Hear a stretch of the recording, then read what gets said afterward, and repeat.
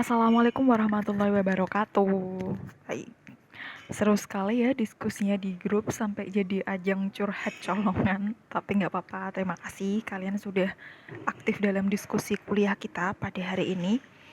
Nah, tadi kan kalian sudah bisa memahami, kemudian memiliki gambaran tentang bagaimana posisi manusia sebagai makhluk hidup, makhluk individu dan makhluk sosial. Nah, jadi akan saya jelaskan. Jadi tadi kan kalian menanyakan sebaiknya mementingkan yang mana, makhluk sosial atau makhluk individu kan? Nah ini jawabannya. Jadi manusia itu adalah makhluk yang paradoksal. Apa itu paradoksal? Jadi satu sisi manusia memerlukan orang lain untuk memenuhi kebutuhan. Tapi di sisi lain, hubungan dengan sama makhluk bisa menghalangi usaha pemenuhan kebutuhan secara individu. Nah, disinilah dibutuhkan adanya keseimbangan antara kepentingan manusia sebagai makhluk individu dan manusia sebagai makhluk sosial. Untuk menyeimbangkannya itu seperti apa? Menyeimbangkannya itu perlu adanya skala prioritas. Kira-kira kepentingan yang perlu didahulukan itu yang mana? Apakah kepentingan kalian sebagai manusia individu atau kepentingan kalian sebagai manusia sosial terlebih dahulu? Untuk prioritas ini sebaiknya jangan sampai menimbulkan masalah sosial bagi orang banyak. Bisa saja menurut kalian kepentingan individu itu lebih penting daripada sosial. Tapi ketika kalian memenangkan kepentingan individu kalian, bagaimanakah dampak dengan kepentingan sosial? Nah, itu jadi harus kalian pertimbangkan lagi ya, keseimbangan ini dengan menetapkan skala prioritas yang kalian butuhkan. Semoga kalian bisa memahami salah satu cara untuk menyeimbangkan kepentingan sebagai individu dan sosial ini. Nah, jadi ada dua dorongan dalam diri manusia. Kenapa manusia harus memiliki peran sebagai makhluk individu dan makhluk sosial? Yang pertama, kebutuhan membangun asosiasi. Ini dorongan untuk bersosial, sedangkan untuk kepentingan individu, yaitu dorongan berkompetisi di sisi lain. Jadi secara tidak kalian sadari, kehidupan kita ini kan kehidupan yang berkompetisi. Berkompetisi dengan sesama manusia untuk memenuhi kebutuhan individu kita. Tapi di sini kompetisi dalam arti yang positif ya. Nah, jadi kan manusia itu secara karakter dibagi menjadi dua, yaitu makhluk individu dan makhluk sosial. Hakikat manusia sebagai makhluk individu dan sosial menurut Herimanto dan Winarno yaitu susunan kodrat manusia yang terdiri atas raga dan jiwa. Sifat kodrat tersebut terdiri atas makhluk individu dan sosial. Kemudian kedudukan kodrat terdiri atas makhluk berdiri sendiri dan makhluk ciptaan Tuhan. Jadi ada tiga ya. Yang pertama raga dan jiwa, yang kedua yaitu makhluk individu dan makhluk sosial, yang ketiga berdiri sendiri dan makhluk ciptaan Tuhan. Nah, bagaimana hakikat makhluk hidup? Manusia sebagai makhluk individu. Jadi individu ini berasal dari kata individuum. Sorry ya, itu salah ketik. Jadi individuum itu artinya satuan terkecil, tidak dapat dibagi lagi. Nah, jadi kan individu itu kan hanya satu orang nih, satu manusia. Satu itu tidak bisa dibagi lagi, makanya dia disebut individu. Manusia itu terdiri dari unsur jasmani, rohani, fisik, psikis, jiwa, dan raga. Jadi keenam unsur ini ada dalam diri kalian. Nah, kalian harus bisa menyeimbangkan antara keseimbangan 6 unsur ini. Kemudian individu adalah seorang manusia yang memiliki peranan khas dalam lingkungan sosialnya, juga memiliki kepribadian serta pola tingkah laku spesifik. Spesifik ini contohnya, satu individu pasti memiliki kepribadian yang berbeda dengan individu lain. Dan kepribadian ini serta tingkah lakunya juga spesifik, bisa mencirikan orang tersebut. Nah, makhluk hidup itu dapat dilihat dari dua faktornya. Yang pertama yaitu faktor genotip. Faktor genotip ini faktor yang ada sejak manusia itu lahir, seperti ciri fisik, kemudian sifat-sifat. Sedangkan faktor fenotip yaitu faktor lingkungan fisik dan sosial yang membentuk karakter. Misal, seseorang yang tinggal di kota cenderung memiliki sifat yang mungkin lebih mudah bergaul, kemudian atau lebih individualis karena tinggal di kota, hidup sendiri-sendiri. Berbeda dengan masyarakat yang tinggal di desa, cenderung lebih mudah bergotong royong, lebih, ya intinya lebih tidak materialistis ya. Sedangkan kalau di kota kan kesannya semua orang itu bekerja demi uang seperti itu ya, meskipun nggak semuanya ya, nggak bisa dipukul rata, tapi kan pasti lingkungan fisik dan sosial membentuk karakter seseorang. Kemudian manusia sebagai makhluk sosial. Jadi istilah zonopolitikon itu dikemukakan pertama kali oleh Aristoteles, salah satu seorang filsuf terbesar pada zaman Yunani. Peradaban Yunani, di awal peradaban Yunani ya. Jadi zonopolitikon itu merupakan makhluk sosial. Maka dari itu manusia memiliki kecenderungan untuk membantu, memperhatikan orang lain dan berusaha membagian orang lain yang membutuhkan. Ini bisa menjadi sedikit berbeda dengan kepentingan hakikat manusia sebagai makhluk individu. Jadi manusia sebagai makhluk sosial itu tidak dapat hidup sendiri tanpa orang lain. Dia membutuhkan orang lain agar bisa bertahan hidup. Ya, agak susah ya untuk hidup sendirian karena bagaimanapun juga kita membutuhkan orang lain. Meskipun contohnya lah orang yang tinggal di kos sendirian. Apakah dia benar-benar tidak membutuhkan orang lain? Tetap saja tidak.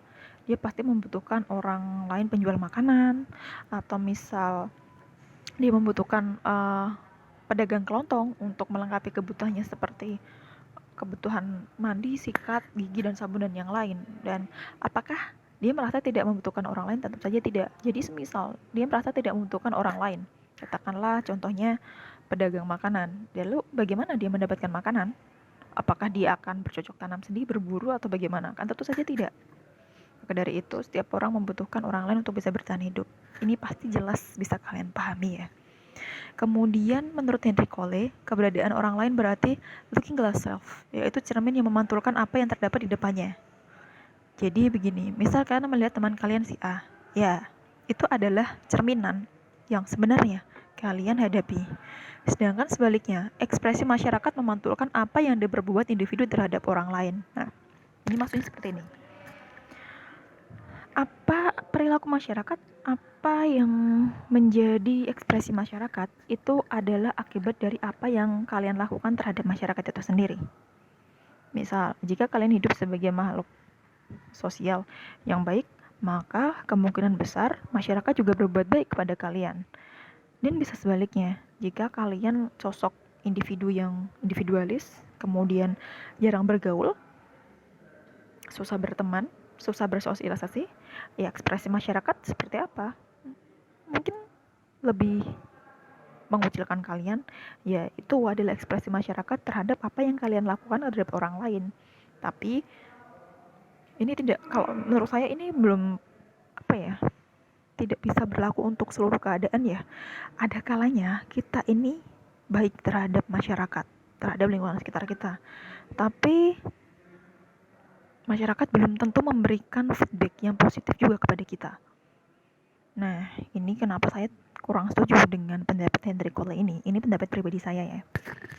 Jadi bisa saja meskipun kita sudah baik, tapi ternyata reaksi orang lain belum tentu yang sesuai kita harapkan atau tidak sesuai dengan yang kita lakukan. Nah, ini perlu juga kalian jadikan sebagai pedoman bahwa jangan terlalu berekspektasi terhadap respon masyarakat. Ya cukuplah berbuat baik, bersosialisasi dengan baik. Jangan terlalu memikirkan nanti respon yang akan kalian dapat. Nah, selanjutnya alasan manusia disebut sebagai makhluk sosial.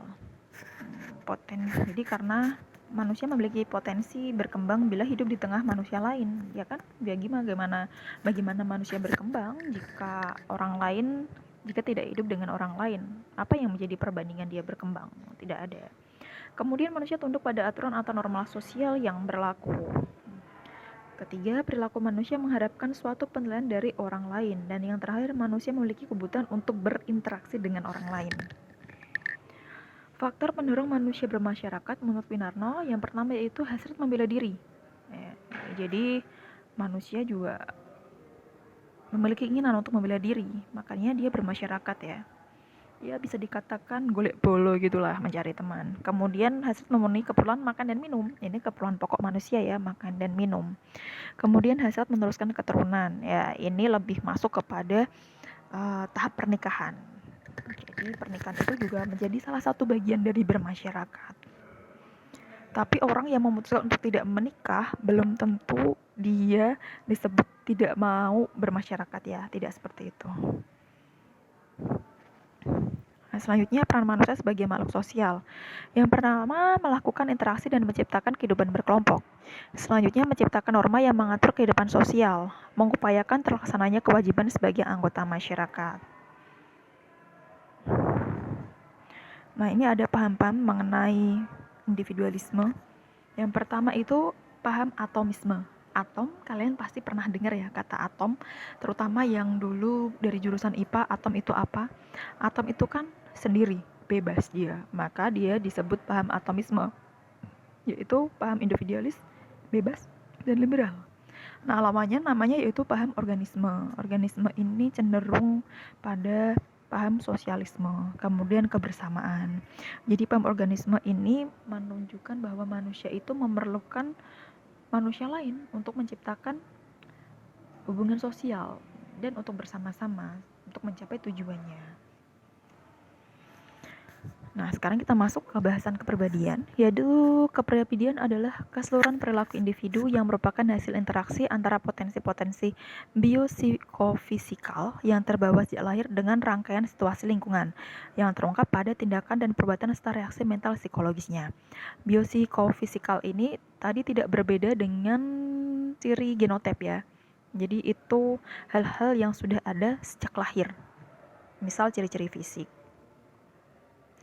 Nah, kepribadian itu merupakan ciri-ciri atau sifat khas yang mewakili sikap atau tabiat seseorang yang mencakup pola-pola pemikiran dan perasaan, konsep diri, perangai, dan mentalitas. Jadi, pemikiran, perasaan, konsep diri, perangai, mentalitas itu menjadi unsur-unsur pembentuk kepribadian. Nah, ini unsur kepribadian yaitu pengetahuan, perasaan, dorongan naluri. Faktor pembentuk kepribadian diantaranya yaitu warisan biologis, ini sudah dari lahir, kemudian lingkungan fisik atau lingkungan alam, contohnya masyarakat yang tinggal di kota dan pasti berbeda dengan masyarakat yang tinggal di desa. Kemudian pengalaman kelompok, ini terkait dengan bagaimana lingkungan kelompok kalian tinggal di sana. Kemudian juga faktor yang unik ini terkait dengan suatu kejadian dalam kehidupan ya, yang kira-kira kejadian atau fenomena dalam kehidupan seseorang itu bisa membentuk kepribadian. Misal, seorang anak korban broken home pasti memiliki pengalaman yang berbeda dengan anak yang tumbuh dalam lingkungan keluarga yang suportif dan berkecukupan. Kemudian faktor sosial ini contohnya salah satunya budaya seperti yang sekarang. Nah, jadi apa sih hubungan pembentukan kepribadian dengan kebudayaan? Tentu saja berhubungan, karena budaya memengaruhi perilaku dan kepribadian karena individu lahir dan berkembang dalam lingkungan masyarakat yang memiliki kebudayaan tersebut.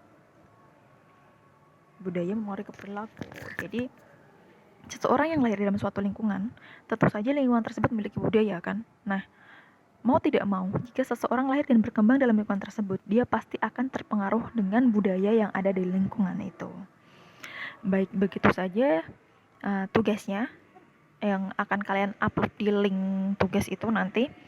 Sebutkan 5 nama teman sekelas kalian dan sebutkan ciri-ciri karakter kepribadian dari masing-masing teman kalian tersebut ya. 5 nama saja, tenang saja, tidak akan saya bocorkan siapa itu, siapa nama kalian. Kalian, saya harap menilai kepribadian teman kalian ini berdasarkan objektif ya, objektivitas. Jangan subjektif karena kalian tidak suka dengan teman kalian tersebut, jadi kalian menilai kepribadian teman kalian itu jelek. Tapi berpikirlah atau menilai dengan cara objektif. Baik, begitu saja. Jika ada yang kurang jelas bisa ditanyakan di grup. Terima kasih. Wassalamualaikum warahmatullahi wabarakatuh.